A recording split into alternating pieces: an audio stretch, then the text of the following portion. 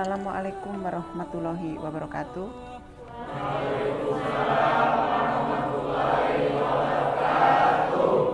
Masih semangat, ibu-ibu? Semangat, ya. Ya, sebentar lagi kita buka puasa bersama. Alhamdulillah, alhamdulillahirabbil alamin. Asyhadu alla ilaha illallah wa asyhadu anna Muhammadur Rasulullah. Assalatu wassalamu ala asrofil anbiya'i wal mursalin wa ala alihi washabihi ajmain, amma ba'du. Pemirsa, Bapak dan Ibu yang ada di majelis ini yang dimuliakan oleh Allah Subhanahu wa taala. Pada hari ini saya akan membahas tentang Ramadan dalam hidup kita sepanjang hayat di kandung badan. Segala puji bagi Allah yang menjadikan Ramadan sebagai bulan diturunkannya Al-Quran, di mana di dalamnya terdapat malam yang lebih baik dari 1000 bulan, dan amalan dilipat gandakan pahalanya. Betul ya? Betul. Ya. Masih semangat semua. Waktu berjalan tanpa terasa begitu cepat. Bulan Ramadan yang mulia akan berakhir tanpa bisa ditunda untuk sedetik pun. Bulan yang penuh keberkahan dan ampunan akan berlalu meninggalkan kita hingga tiba datangnya kembali di tahun depan.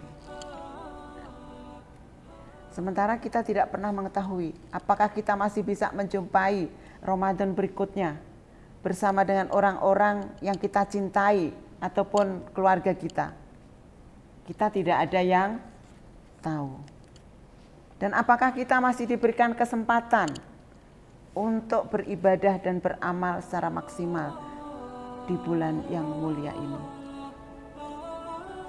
Pemirsa majelis taklim yang ada di sini, yang dirahmati Allah, bulan Ramadan merupakan bulan yang terbaik di antara semua bulan di sepanjang tahun. Banyak dari kita yang menyambut kedatangan bulan Ramadan dengan gegap gempita. Ketika Ramadan tiba, beramai-ramai kita memakmurkan masjid. Ya, bapak-bapak yang di belakang, tentu saja seperti itu ya. Untuk apa? Bersemangat untuk meningkatkan ibadah kita, untuk meningkatkan kuantitas amalan kita yang sebanyak-banyaknya. Itu jangan dilupakan. Bagaimana tidak? Tentu tidak ada yang ingin melewatkan kesempatan besar untuk mendapatkan pahala yang berlipat ganda atau ampunan yang terbuka lebar. Pernyataan yang muncul adalah apakah ibadah kita akan tetap luar biasa ketika Ramadan sudah tidak ada di depan mata? Ya. Apakah itu hilang begitu saja? Bapak-bapak, ibu-ibu yang ada di studio? Tidak. Alhamdulillah. Ya. Ya, mungkin lebih mudah lagi ya, kita akan melakukan ibadah di bulan Ramadan dengan mayoritas orang-orang di sekitar kita melakukan hal yang sama. Terasa ringan, terasa enteng. Misalnya ketika kita berpuasa, orang-orang yang di sekeliling kita juga berpuasa. Betul tidak? Betul. Iya, sangat betul ya. Ya, tapi itu semua tergantung niat kita. Kalau niat kita sudah memang berpuasa ya walaupun ada temannya dan tidak, itu kita akan tetap seperti biasa. Ya. Kemudian tersedia juga kesempatan sholat tarawih berjamaah setiap malam di masjid ya, dan sebagainya. Suasana kebersamaan tersebut seakan-akan menguatkan niat untuk beramal sebanyak mungkin ya. Jadi jangan sampai ditinggalkan. Namun ketika Ramadan sudah usai, ketika tidak ada lagi jamaah tarawih di masjid, ketika tidak setiap orang melakukan ibadah puasa, apakah kita akan tetap dengan mudah beramal sebagaimana amalan di bulan Ramadan? Nah, disitulah yang menjadi ujian sebenarnya bagi seorang mukmin adalah bukan pada saat menjalankan ibadah di bulan Ramadan, namun justru terletak pada masa-masa setelah Ramadan di sepanjang hidup kita. Ya, maka di majelis kita ini kami berusaha untuk mengadakan mutabak harian ya selama bulan Ramadan. Nanti setelah usai Ramadan biar tetap biasa seperti apa yang dilakukan di bulan Ramadan. Betul ya? Betul. Ya. Nah, bulan Ramadan itu sebetulnya hanya sebagai sarana untuk latihan ke depannya. Kita masih ada 11 bulan lagi di dalam setahun itu. Pemanasan bagi kita, modal untuk melakukan amalan-amalan di bulan lainnya. Amin. Ujiannya apa? Ujiannya adalah bagaimana kita bisa beribadah dengan apa Bapak-bapak, Ibu-ibu? Dengan istiqomah. Iya, di bulan-bulan berikutnya. Seperti yang kita lakukan di bulan Ramadan ini, ya. Dan itulah ujian bagi kita orang-orang yang bertakwa. Iya, ya. Orang yang bertakwa. Menjauhi segala larangannya dan mendekatkan diri kita kepada Allah. Ya. Pemirsa dan majelis yang dimuliakan Allah, beberapa amalan yang terus bisa kita lanjutkan setelah Ramadan usai di bulan apapun di sepanjang hidup kita, baik yang wajib maupun sunnah. Antara lain yang pertama adalah selalu menjaga sholat fardu berjamaah. Dilakukan nggak Bapak dan Ibu di sini? Alhamdulillah. Ya, nah selama bulan Ramadan kita sudah membiasakan diri untuk dekat dengan masjid. Setiap azan dikumandangkan, ya kita melangkahkan kaki untuk menuju masjid bagi yang laki-laki, ya, untuk melaksanakan sholat secara berjamaah. Apabila di kantor ada musola, jadi kita jalan ke musola, ya. Kemudian saya lanjutkan lagi. Ketika Ramadan berakhir, energi besar itu harus dijaga hingga datang bulan Ramadan berikutnya. Ya, jangan kita sampai sakit kalau bisa. Jika semangat itu masih ada, kita akan dengan mudah melaksanakan sholat berjamaah. Apalagi pahala sholat berjamaah dilipat gandakan daripada sholat yang sendirian. Nah itu yang harus kita ingat. Pemirsa yang dirahmati Allah, Bapak dan Ibu yang dimuliakan Allah, dari Abdullah bin Umar bahwa Nabi bersabda, sholat berjamaah lebih baik dari sholat sendirian, yaitu 20 derajat. Ya.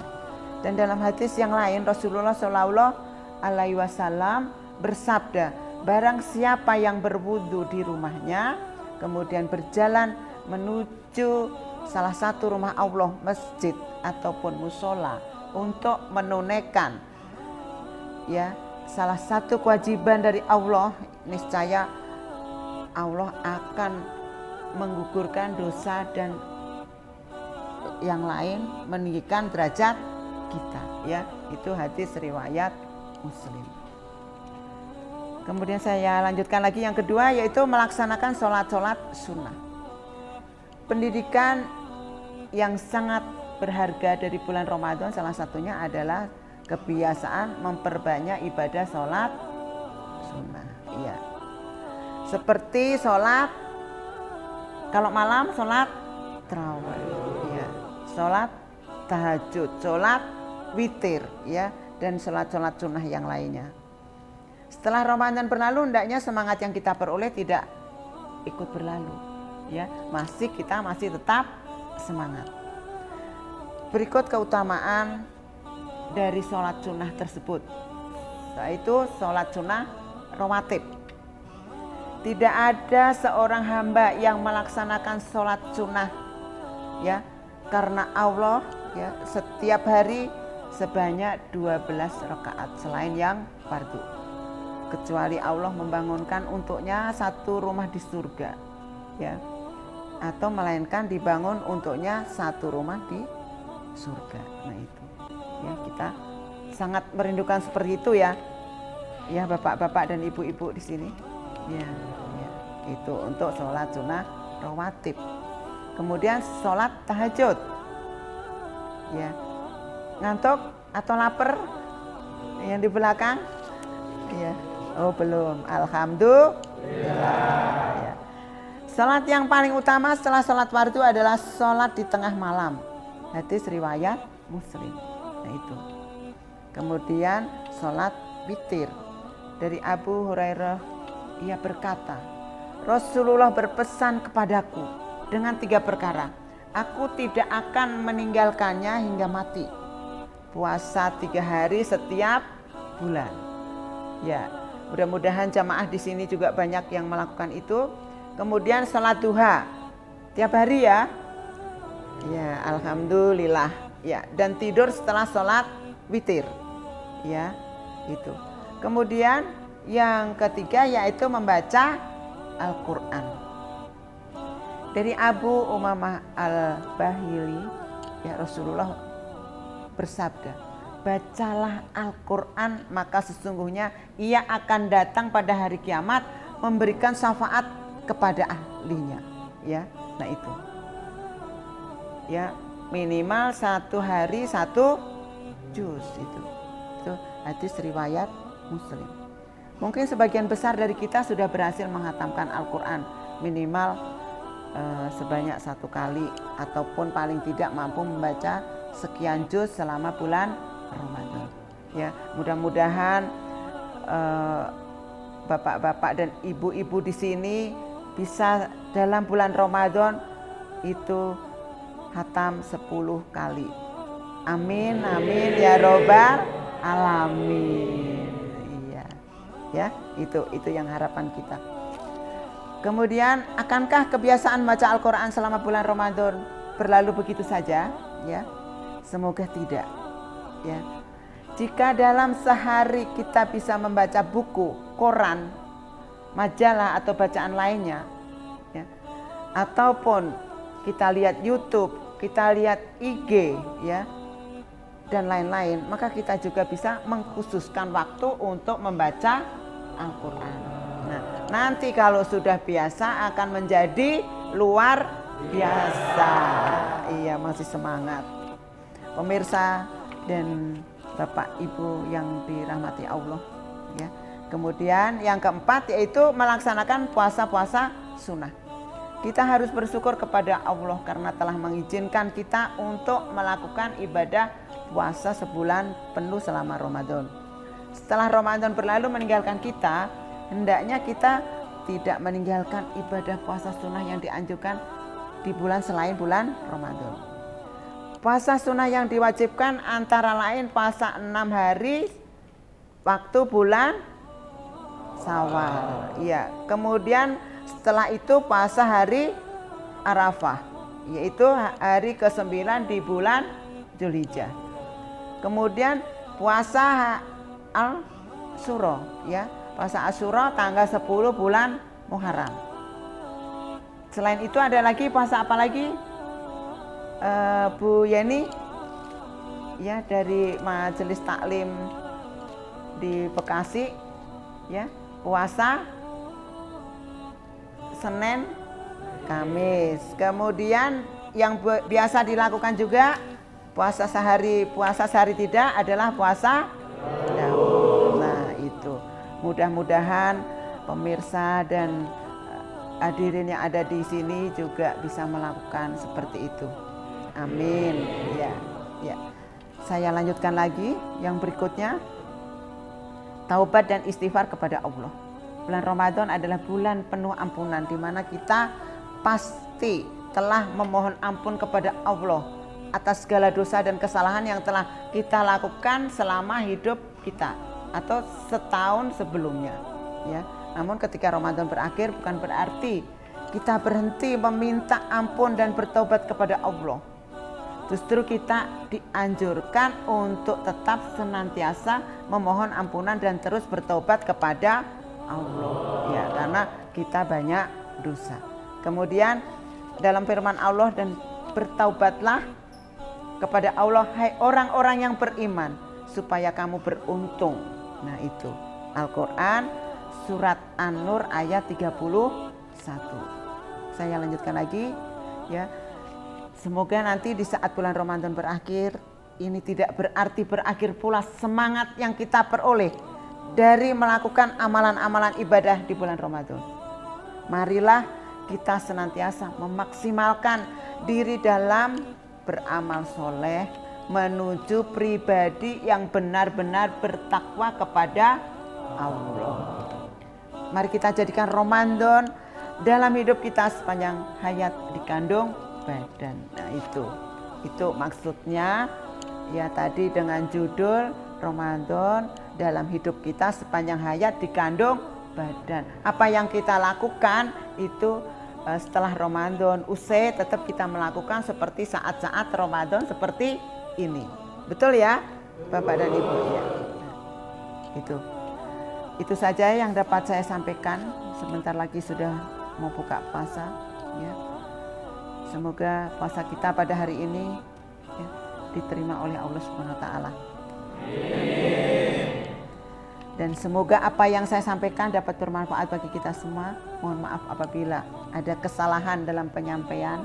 Akhirul kalam, subhanallahumma wa bihamdika asyhadu alla ilaha anta astaghfiruka wa atubu ilaik. Wallahul muwaffiq ila aqwamit thoriq. Wassalamualaikum warahmatullahi wabarakatuh. Waalaikumsalam.